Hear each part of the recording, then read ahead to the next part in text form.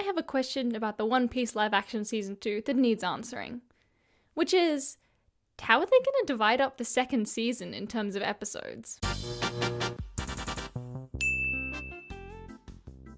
So if we look at the first season of One Piece live action, which I have up on Netflix on my handy dandy laptop here, we see that it is 8 episodes. And I feel like the story is pretty well told. It's pretty compact. I don't ever feel like, okay, this arc is dragging on for too long, can we get moving? I feel like they did a good job of taking, I think it was 96 or so chapters of manga and condensing it down to 8 episodes, which are each about 50 minutes long to an hour each. The question I have is, where is season 2 going to end? Because in the One Piece anime, we viewers, audience, fans, whatever you want to call us, we like to divide One Piece up into arcs. You have the Alabasta arc, you have Skypiea, you have Water 7 and Enia's Lobby, you have Thriller Bark, so on and so forward.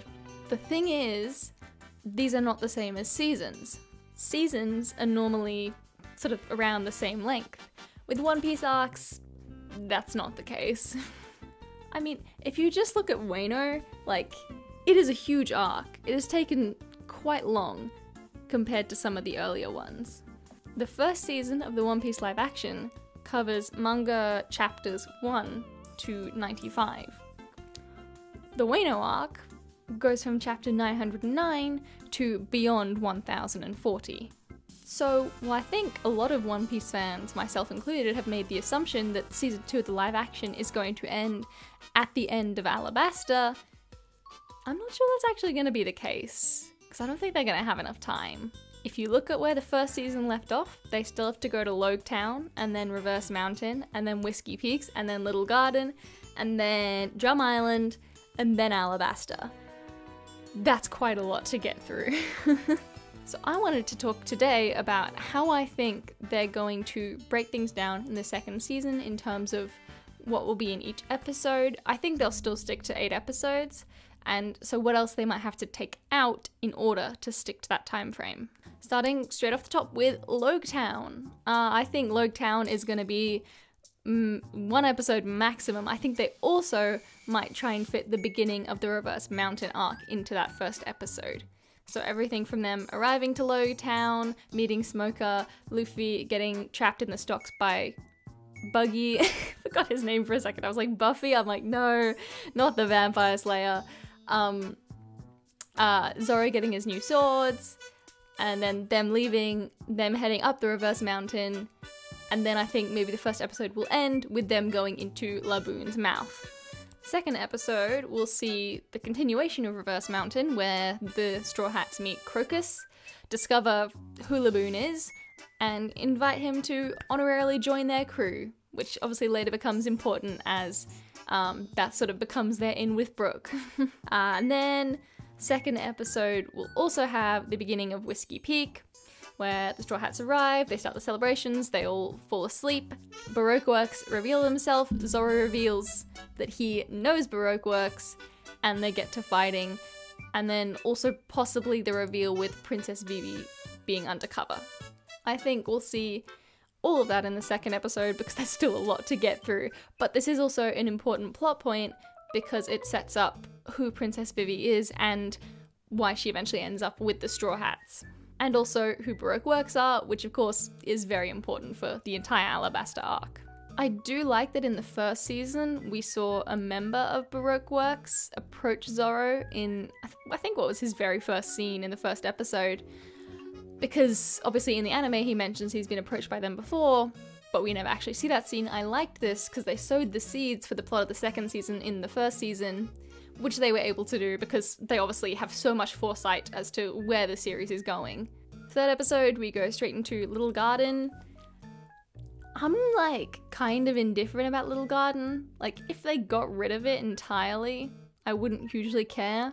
The only major loss for me within that would be the introduction of Sanji as Mr. Prince, because epic, and Mr. Three's candle wax cake thing, because Zoro being like, if I'm gonna die in a sick ass pose with my sword raised, and then also like almost cutting off his ankles because he was like, oh, I could escape this way, is like the most himbo energy ever, and I love it.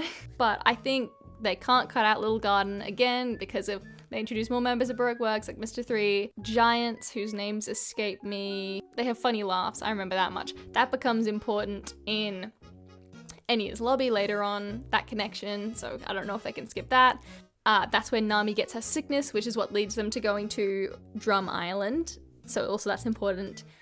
And then, is it at the end of this island or Drum Island that they meet Robin? I don't exactly remember. Mr. 2 also shows up at some point. It's been a while since I've watched this, so the specific order is a little lost in my head. But I do think they probably will still keep Drum Island. I think if they were to cut one of the island arcs, this would probably be the one that would make the most sense to cut. You could put some of the plot points in Whiskey Peak, you could put some of them in Drum Island. But if they do want to keep Little Garden on its own, I think it gets maximum of 1 episode. Drum Island, at least 2 episodes. At least. It's like, we need time for Chopper's story. Chopper's story is complex. There's a lot to it. I don't think you could tell it super quickly. I think if you rush through it in just 1 episode, it will show. The impact will not be the same. We will not care as much about Dr. Hiruluk and Chopper himself. So I think 2 episodes are needed. I think if they cut out Wapol, I wouldn't care. He was very mid, like boss of the week. If they replaced him with like Mr. 3 and again got rid of the Little Garden arc, I wouldn't care. But he is important because it's like Drum Island was liberated, now he's trying to take over again, they're fighting against that. Obviously the cherry blossoms blooming, super important. So looking forward to how they're gonna translate Chopper, a talking humanoid reindeer, into live action. Can it be good? I don't know. I hope so. I'm reserving judgment until I see it.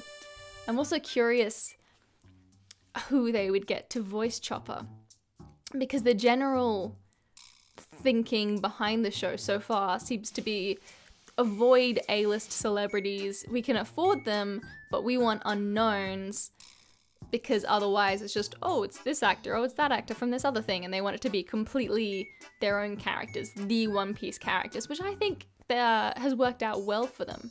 Obviously you have other anime live action adaptations like Ghost in the Shell with Scarlett Johansson and Cowboy Bebop, which flopped so hard. I think having completely unknowns is a pretty good idea, and they've managed to find so many good unknown actors so far that I'd like it if they kept it up. The thing with Chopper is, though, the person who plays Chopper is just a voice actor. At the most, they will do some motion capture as well for Chopper, but I'm just like, I mean, you could have an A-list celebrity if you wanted, or so, like a really well-known voice actor, and I would feel kind of bad if it's like, imagine like all the cast gets together, it's like, hey, we're all friends, we all shit together every day, and there's the person playing Chopper off in the corner like, yeah, not me, I'm just in the studio all day reciting lines. Nice to meet you all. One very important thing though, I want Jamie Lee Curtis to play Dr. Kureha, because she herself has said she would like to, and I think she would fit the role so well. I'm just like, please, I know I said no A-list actors was good, but come on, she would be so good in the role. And like, it's not like she's a recurring character. I feel like characters who would be like once or twice, they could be like A-lister cameos. That would be fine. I would be fine with that. Then we come to the big boy, the Alabasta arc itself, which takes up how many chapters? 155 to 217, 18, something like that. That's a lot of chapters and a lot happens. That leaves 3 episodes for Alabasta if we're sticking to the same 8 that the first season was. That's a little tough. It's possible. It's a little tough. The Straw Hats leaving Alabasta, Vivi staying behind, and Robin joining the crew has to be before the end of the season. It can't come at the beginning of the next one. The 6th episode is them arriving in Alabasta, meeting up with Ace, getting to know the situation, them arriving in that one town, escaping off with Ace, and then going into the desert. Could be 1 episode. Luffy getting defeated by Crocodile, them getting trapped in the Kairoseki prison, and Sanji having to save them as the water rises.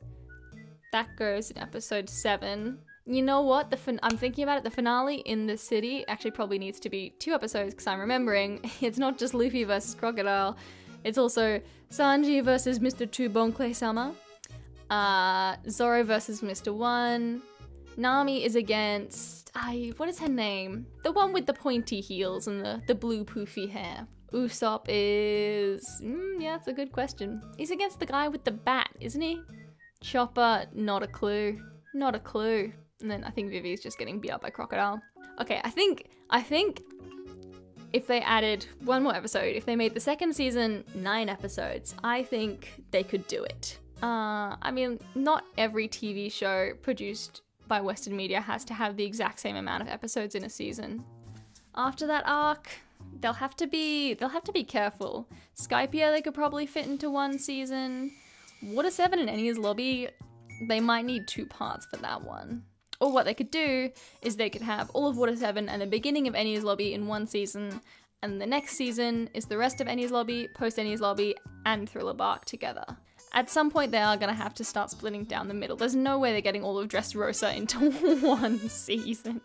Not without losing so much of the plot and cutting out a bunch of characters.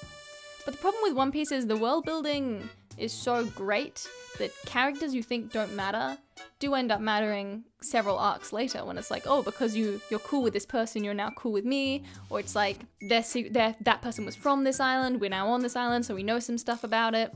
An example of that again being the giants in Little Garden, who, because the Straw Hats know them, they get an in with the giants in Enies Lobby, which helps them. You could cut out that part entirely from both arcs, but the story loses a little something because of it. A little bit of the world building is lost. And that's a problem the runners of the show are going to have all the way through.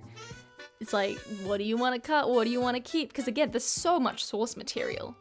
One Piece is so long. If they want to finish this series within the next century, they're going to need to start cutting stuff out. Because the actors are going to get older. This is not the kind of show where you could produce a season a year non-stop. Just because of the amount of budget, the amount of scripting you need to do, like the sets that need to be built, they cannot be putting out 1 season a year. So even if it's every 2 years and we go by arcs, how many years is that going to be? It's going to be like at least 30 years before they even catch up to the end of the Wano arc. If they do 1 season every 2 years with a similar amount. It is also a problem I worry about, even with the anime, because I'm like, the anime needs to end sooner or later, because Oda is getting older, but so are the voice actors for the main cast. Like, if the voice actor for Luffy died and they had to recast them, it would not be the same. I would be so sad if when we got to the end of One Piece, they arrived at Laugh Tale, and it's like, this is not the voice of Luffy that I remember.